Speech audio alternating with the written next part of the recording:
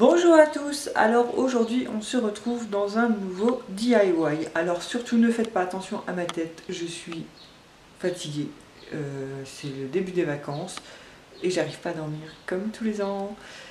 Et en plus comme je fais des travaux, et ça me fatigue. Comment vous dire?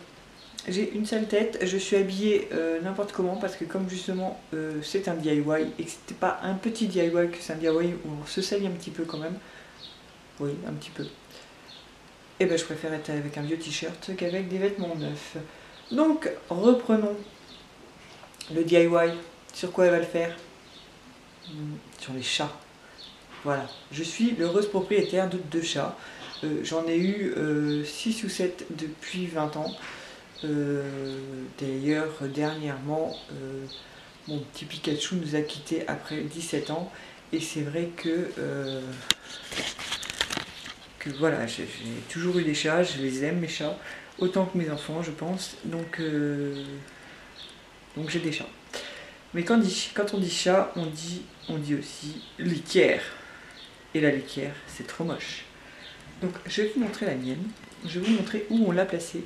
Et comme on a l'intention de faire une demande d'agrément, enfin j'ai l'intention de faire une demande d'agrément, autant vous dire que là où je l'ai placé, c'est très moche.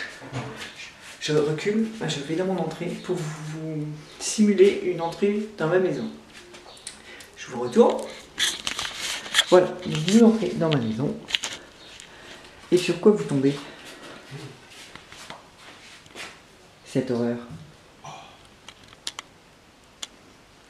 Donc vous tombez sur ce truc très moche, donc la litière, le sable et la pelle, bien sûr, qui est cassée, que Mélissa me casse à chaque fois. Donc pour commencer, d'abord à cet endroit-là, vous voyez déjà, il y a une prise, enfin c'est pas une prise, c'est un cache-prise. Donc là, si vous voulez, il y avait un radiateur, et il y a encore 2 jours. Sauf que ce radiateur, on ne l'allumait jamais, il sert à rien, parce que la maison, les 2 radiateurs qu'on a de côté suffisent largement. Donc du coup, on l'a enlevé. Donc, je vais partir du couloir, parce que j'ai mon mari qui bricole aussi dans les chambres, et il va allumer l'aspirateur. Donc l'aspirateur, il fait beaucoup de bruit. Donc voilà. Donc dans des parties de travaux qu'on est en train de faire, j'ai commencé à repeindre mes portes qui n'avaient jamais été peintes. Donc autant vous dire que la maison elle doit avoir 30 ans et les portes n'avaient jamais été peintes, que ce soit par nous ou par les anciens propriétaires. Donc c'était vraiment très moche. Donc du coup on a commencé, voilà, vous voyez, la belle porte. Elle est belle ma porte, bon le mur il est beaucoup moins beau. Enfin c'est une maison qu'on a achetée et qui était brute de pomme quoi. Donc nous voilà dans l'atelier et il ne nous reste plus qu'à nous mettre au travail. Donc avant toute chose, avant de commencer quoi que ce soit, il m'a fallu faire quelques petits plans de ce que je voulais. Donc, attendez.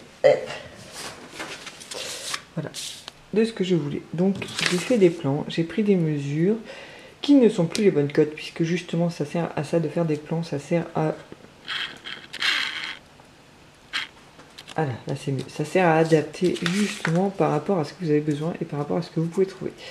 Donc en premier lieu, j'ai fait le plan de ce que je voulais avec des mesures que j'avais prises et que je voulais faire. Sauf que quand on va dans les magasins de bricolage, on ne trouve pas forcément les planches et tout ça à la bonne mesure. Après, j'ai tout simplement dessiné le devant, le fond et les côtés sur 3 feuilles différentes et savoir exactement comment j'allais placer mon bois et tout ça. Donc après j'ai repris des mesures que je ne peux pas vous montrer parce qu'elles sont dans l'atelier et elles ont pris l'eau. Ben oui, il pleuvait. Parce qu'à vrai dire, à l'heure où je filme là la vidéo, j'ai déjà commencé à couper les planches et tout. Même si vous allez voir ça après, là, tout de suite. Donc pour commencer, on va prendre nos mesures et les reporter sur nos planches. Donc en l'occurrence, pour faire cette réalisation, je vais avoir besoin de deux petits côtés, deux grands côtés et un dessus.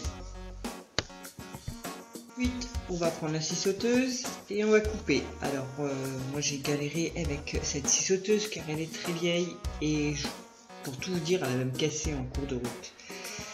Mais c'est pas grave, il y en avait une deuxième qui marche pas mieux, mais bon. On sait quoi offrir à monsieur pour la fête, pour son anniversaire qui est au mois d'août. Une nouvelle scie sauteuse. Sur chacune des planches marquées, coupées, etc. etc.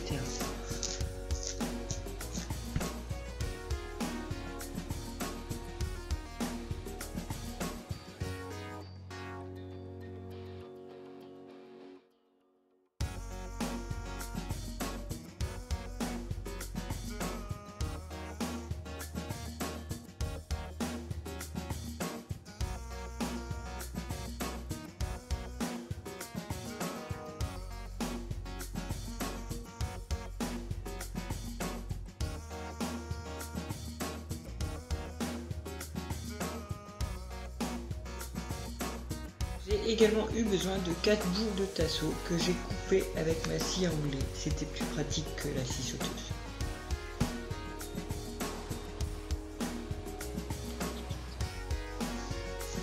Donc pour la partie tête de chat, j'ai demandé à mon homme de m'aider à couper. Ensuite, je vais venir fixer mes tasseaux. Enfin, j'aurais préparé mes tasseaux que je vais venir fixer sur mes planches. Donc j'ai choisi de les fixer mes tasseaux sur les deux petits côtés. Donc je vais fixer mes 4 tasseaux sur mes 2 petits côtés.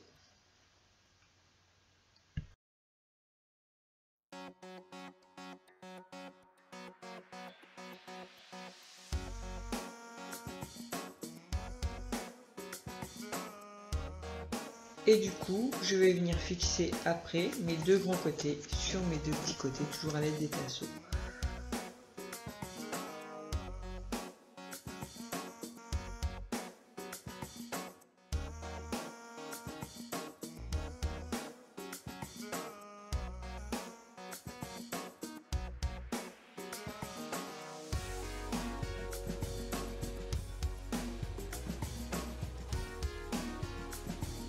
Et sur la planche du dessus, on va venir y fixer les charnières.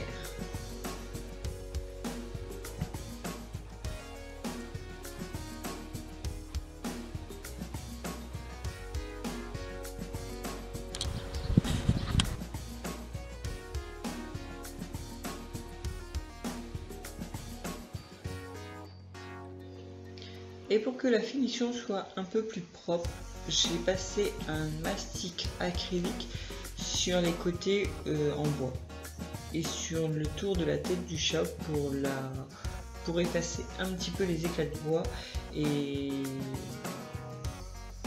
faire en sorte que vous voyez moins la différence de couleur et avoir une finition un petit peu plus propre. Donc là c'est pareil, vous n'allez pas avoir grand chose parce que finalement j'ai commencé à le faire dehors, il s'est mis à pleuvoir, j'ai dû rentrer en catastrophe. Voilà. Donc cette journée là c'était une journée de catastrophe. Chaque fois que j'essayais de faire quelque chose dehors, il se mettait à pleuvoir. Donc je devais à chaque fois rentrer en catastrophe, soit dans l'abri, soit dans la maison, ce qui était un peu fatigant.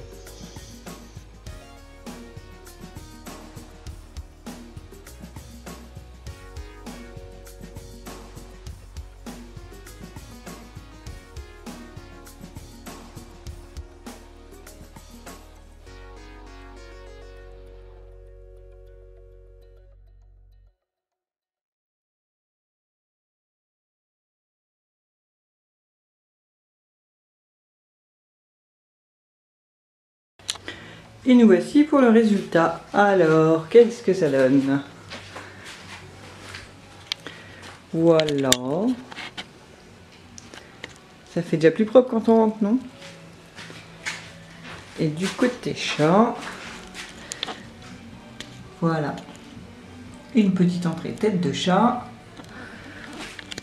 Et l'utilité, voilà. On a placé des petits coussins dessus pour pouvoir s'asseoir et mettre les chaussures. Hier, Yanis squattait là pour jouer à la tablette parce qu'il n'y avait plus de place sur le canapé. Donc du coup, quand on enlève les petits coussins, on se retrouve avec une bête boîte blanche. Et quand on soulève, on a la caisse du chat et la réserve de sable et la pelle. Et voilà, quand on referme, on voit plus rien. Personne ne peut se douter que tout est rangé là. Et c'est beaucoup plus esthétique quand même. Alors, n'hésitez pas à me dire en commentaire ce que vous en pensez. Je pense qu'aucun ne serait d'accord pour dire que avant c'était mieux. Je pense que c'est quand même nettement mieux maintenant. Voilà, j'ai même trouvé enfin la place pour mon sac à main.